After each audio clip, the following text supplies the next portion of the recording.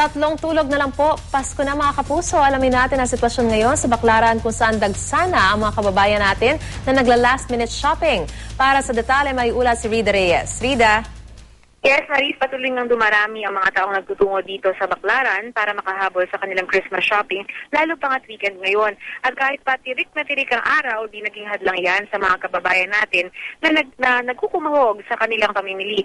Ang ilan sa mga nakausap natin sinabing okay lang daw kahit siksikan at maalinsangan, mas marami naman daw kasi ang mapagpipilian dito sa mas murang halaga kumpara sa mga mall.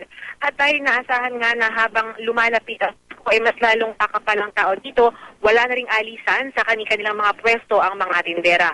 Magdamaga na raw sila dito, Maris, hanggang sa Pasko at posibleng sa bagong taon para lang makabenta at makabawi ng puhunan.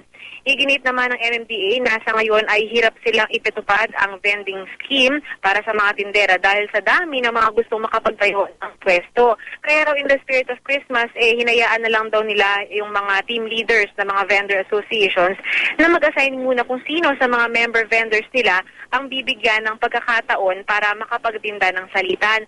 Ang mahigpit lang daw dyan Marisa, minomonitor ng MMDA ngayon ay yung mga outsider vendors, yung mga illegitimate na mga vendors na walang ID, kaya hindi raw sila pwedeng magtayo ng mga pwesto rito.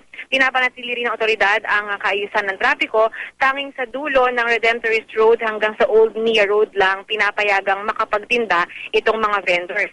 Ang kabilang site kasi ng Service Road, Maris, ay naka-allot para dun sa parking ng mga sasakyan para itong mismo habaan ng Ross Boulevard ay di maistorbo sa trapiko. Maris? So Rida, ibig sabihin yung sinasabi dati na limited number lamang ng mga vendors dyan sa lugar na yan sa Baclaran, hindi yun nasusunod sa ngayon? Actually, that was the original idea, diba, na dapat may alternate daw na chances para sa mga... shifting dun sa mga tindero para bibigyan sila ng 53 days para makapagtinda, tapos meron na ulit papalita another set of vendors. Pero sa ngayon daw, MMDA na mismo ang nagsabi, hindi raw yun natutupad, nahihirapan daw sila dahil nga once nakapag-set up na ng pwesto yung mga tindera, parang stay put na raw sila doon at hindi na rin daw umaalis. So ang ginagawa na lang nila, inassign nila, kasi itong Baclaran sa sobrang laki niya, it's composed of I think 34 na vendor associations. Kaya ang ginagawa nila ng MMDA, inassign nila yung mga team leader ng mga vendor associations na yun para sila na lang yung mag-assign dun sa sarili nilang mga member vendors para sila mismo ang mag-assign sa kanilang sarili kung sa scheduling, kunwari ngayong araw hanggang sa isang araw ay itong tindera nito ang magpuput up ng kanyang pwesto.